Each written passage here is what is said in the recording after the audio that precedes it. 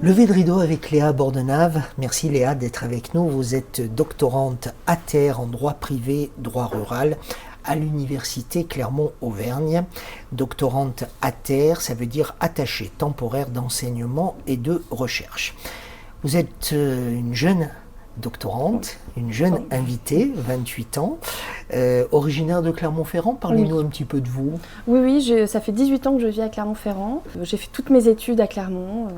J'ai pas eu l'occasion de bouger. J'aime particulièrement Clermont. C'est une ville agréable, c'est jeune, c'est dynamique, je trouve. Donc, voilà. Les évolutions de Clermont-Ferrand depuis ces dernières années, elles vous satisfont? Pas vraiment, mais comme partout. Je pense que c'est partout pareil, dans toutes les villes de toute façon. Donc après, on verra comment ça évolue avec le nouveau maire. On va voir. On verra. Voilà. Vous êtes issu d'une génération qui, en termes de Covid, a souffert un petit peu de cet isolement imposé par la Covid. Toutes les générations ont souffert, mais peut-être un petit peu plus la vôtre, puisque d'un coup, on vous a enlevé vos 20 ans d'une certaine manière. Est-ce que vous les avez retrouvés? Ah oui. Après, moi, j'ai bien aimé... moi, le premier confinement a été très agréable, je reconnais. Voilà. Moi, j'ai pas vraiment souffert. C'était très agréable. J'étais à la fin de mon master, donc ça n'a pas été... je n'ai pas tant souffert comparé peut-être à ceux qui étaient en terminale, qui sont passés après en licence, où là, il y a peut-être... ça a été compliqué peut-être de réintégrer les études. Moi, pour le coup, ça n'a pas été si difficile. Je suis très solitaire. Que dites-vous à celles et ceux qui estiment qu'on a sacrifié votre génération sur l'autel d'une maladie dont on ne savait rien? Je crois que là, il n'y a pas de... Je crois qu'ils ont fait comme ils pouvaient faire face à une situation qui était quand même inédite. Je n'ai pas de leçon à faire, en tout cas. Je ne sais pas ce que j'aurais fait à leur place.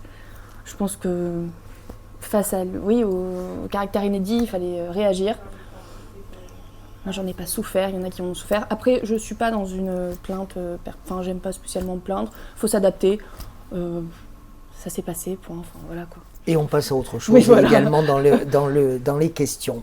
Doctorante à terre en droit privé, droit rural. Alors là, on va faire une séquence un petit peu longue. C'est quoi le droit privé, le droit rural et pourquoi ce choix? J'ai fait ce choix, ça s'est présenté assez naturellement. Moi, j'étais plus privatiste, j'étais pas une publiciste quand je faisais mes études. J'aimais pas le droit administratif, j'aimais pas le droit public. Je me retrouvais plus dans le droit de la famille, dans le droit rural. Et donc, ça s'est fait assez naturellement. Après une licence de droit privé, je me suis orientée du coup vers un master de droit civil. C'était très général et je ne voulais pas me spécialiser parce que je ne savais absolument pas quoi faire de ma vie. J'étais pas spécialement brillante en licence. J'étais complètement perdue, je ne savais pas quoi faire. Donc je me suis dit que j'allais rester très générale pour me laisser la possibilité plus tard de choisir. Et après mon master, je ne savais toujours pas quoi choisir. Donc je me suis orientée vers la thèse parce que je ne me sentais pas capable de travailler, en tout cas de me travailler concrètement en tant qu'avocate par exemple, après mon master. Alors vous avez d'abord choisi une filière plus généraliste, ou un domaine plus généraliste, pour aller vers quelque chose de très précis, après le droit rural, je suis d'accord. Qu'on appelle un peu une niche. C'est quoi le droit rural? Le droit rural, c'est le monde de l'agriculture? Oui, c'est le monde de l'agriculture, c'est le monde des espaces ruraux. J'avais eu un cours en master, ça m'avait intéressée et je trouvais que peu de personnes s'intéressaient finalement à ce droit. Moi j'aimais les campagnes, donc assez naïvement je me suis dit tiens, pourquoi pas du droit rural. Mais pour en faire quoi? Pour régir, je ne savais pas. Régir les activités agricoles déjà. Les agriculteurs, ce sont les règles qui s'appliquent aux agriculteurs, donc les contrats, les baux dont ils peuvent bénéficier. Et après les espaces aussi ruraux, donc c'est le code rural et de la pêche maritime, donc c'est très général, c'est assez vaste, en tout cas c'est pas général mais c'est très vaste. C'est pour les aider? C'est pour les aider, oui, en tout cas pour encadrer leur activité. Après en fonction des activités on voit, en tout cas pour l'agriculture urbaine, ça aide pas spécialement parce que l'agriculture évolue énormément et le code rural finalement peine à s'adapter aux nouvelles évolutions. Alors il y a deux choses un peu paradoxales dans ce que vous venez de dire. D'abord, qu'au moment où vous vous y intéressez, vous vous apercevez que c'est pas forcément légion dans le domaine ou dans la profession juridique ou des juristes. Donc premier étonnement, parce que le monde juridique ne vous a pas attendu pour exister. Donc pourquoi avoir si peu de professionnels dans ce domaine-là? Et ensuite, une autre réalité par rapport à ce que vous venez de dire, c'est que le monde évolue. Et du coup, le droit rural, aujourd'hui, est en panne, lui, il n'évolue pas? Il y a beaucoup de spécialistes, il y a quand même quelques spécialistes en droit rural, hein, et je suis pas la seule à m'intéresser à ce droit. Mais pourquoi? Je pense que c'est un droit très spécifique. Et je pense que quand on est étudiant, ce n'est pas non plus un milieu qui attire spécialement les jeunes de manière générale. Donc je pense que déjà c'est ça. Et après, et si le droit rural a su... c'est quand même adapté. En fait, la manière dont a été rédigé le code rural lui a permis quand même de s'adapter aux évolutions liées à l'activité agricole, par exemple. Mais là, on arrive à un petit blocage sur certains sujets où on sent que ça ne permet pas, en tout cas, de développer une entreprise agricole sur certains points. Quelles évolutions juridiques seraient nécessaires selon vous? Moi, je fais une thèse sur l'agriculture urbaine, donc c'est plus.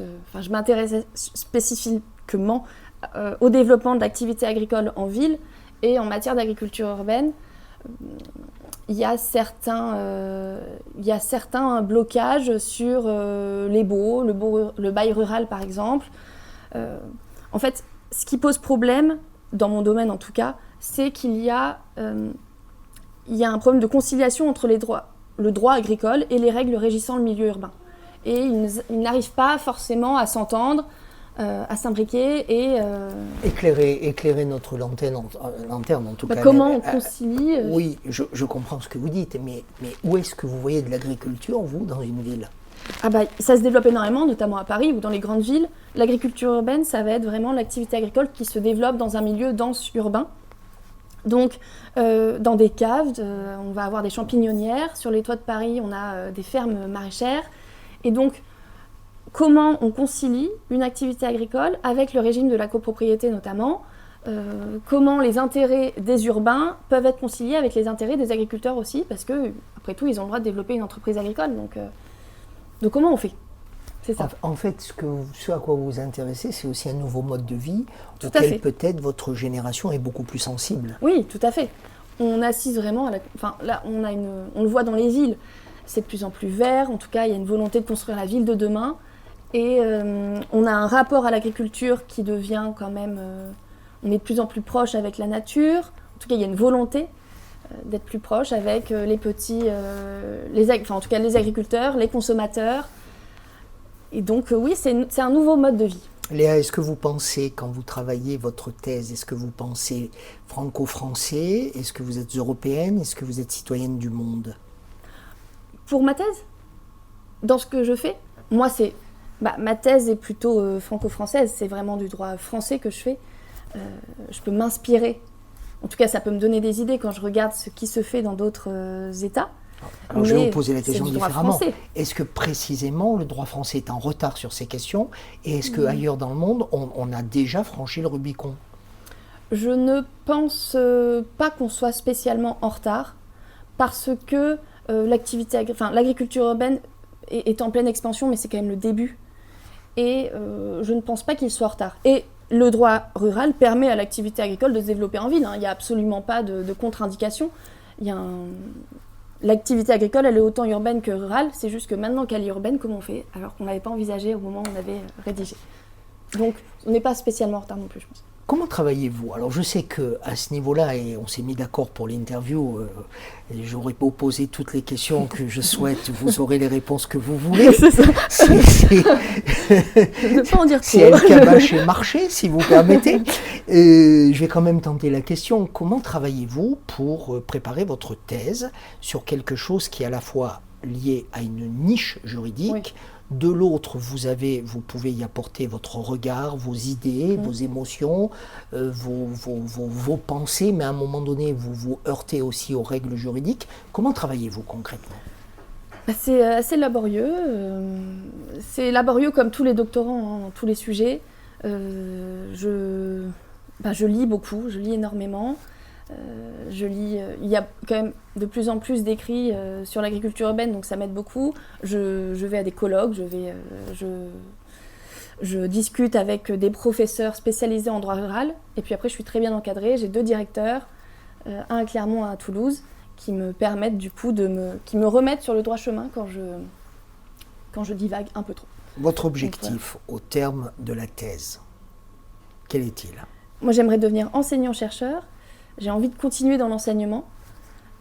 Mais il y a de nombreuses étapes après à poursuivre. Après ma thèse, en étant docteur, après, il faut que je qualifie ma thèse pour pouvoir postuler à un poste de maître de conférence.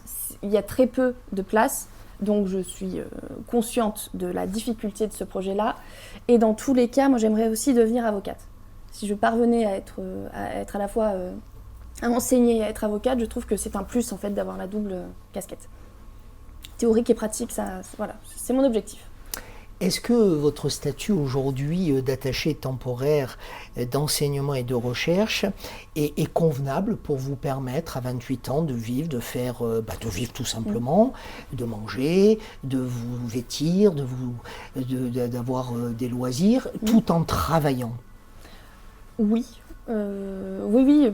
Moi, je n'ai pas souffert en fait de ma fonction de doctorante. J'ai eu la chance d'être toujours rémunérée.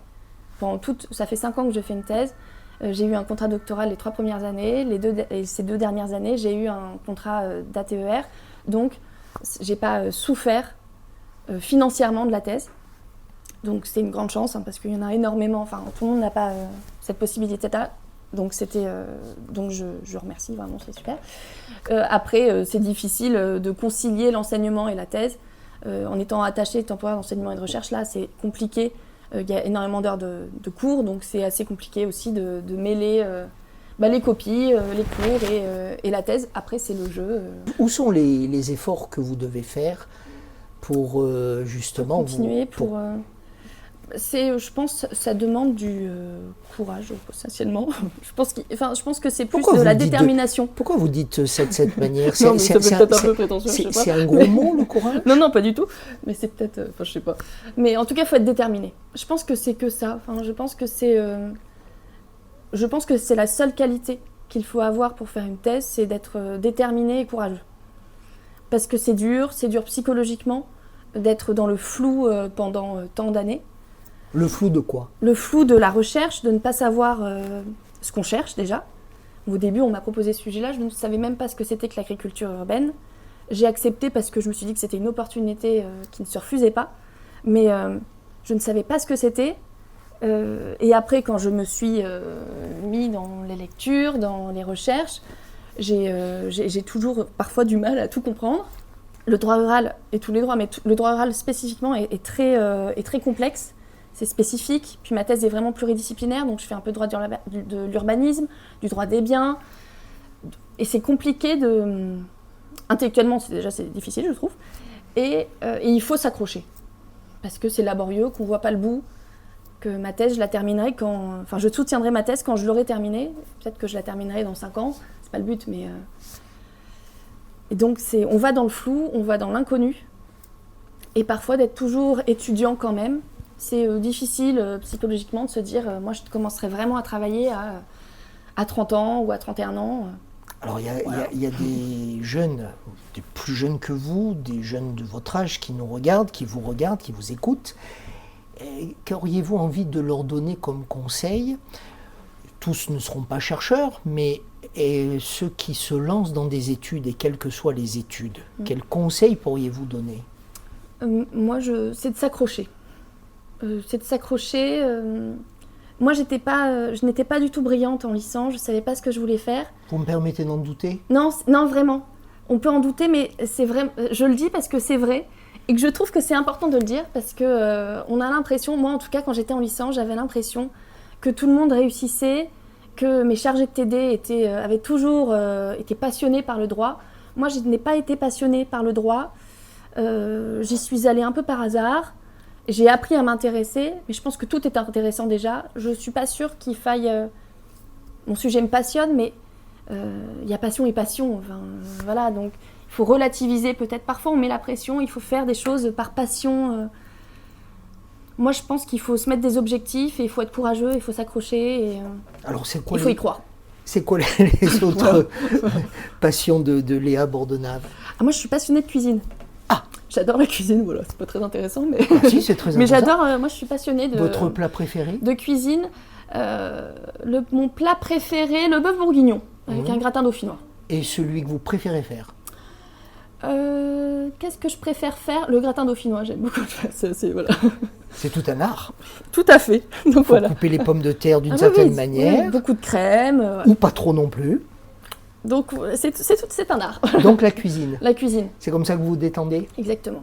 Les moments de partage avec les gens que j'aime, ça me détend. On vous souhaite quoi, Léa, pour la suite? De réussir. Voilà. Réussir quoi? De réussir mes objectifs, donc une issue joyeuse et heureuse pour ma thèse. Et de réussir après mes projets. Donc voilà, la qualification, si c'est possible, de ma thèse, et de devenir avocate en droit rural. Voilà. Merci en tout cas d'avoir accepté cet exercice. C'était pas forcément facile pour vous. Je crois que c'est la première fois. Oui, c'est la première fois. Bon, merci beaucoup d'être venu parce que nous avons aussi besoin d'exemples par rapport à ce que vous êtes et ce que vous représentez. Et je crois que là, nous avons un bel exemple au sens propre et figuré de ce que certains peuvent faire. Merci beaucoup. Merci beaucoup, c'était très agréable d'échanger avec vous. Merci.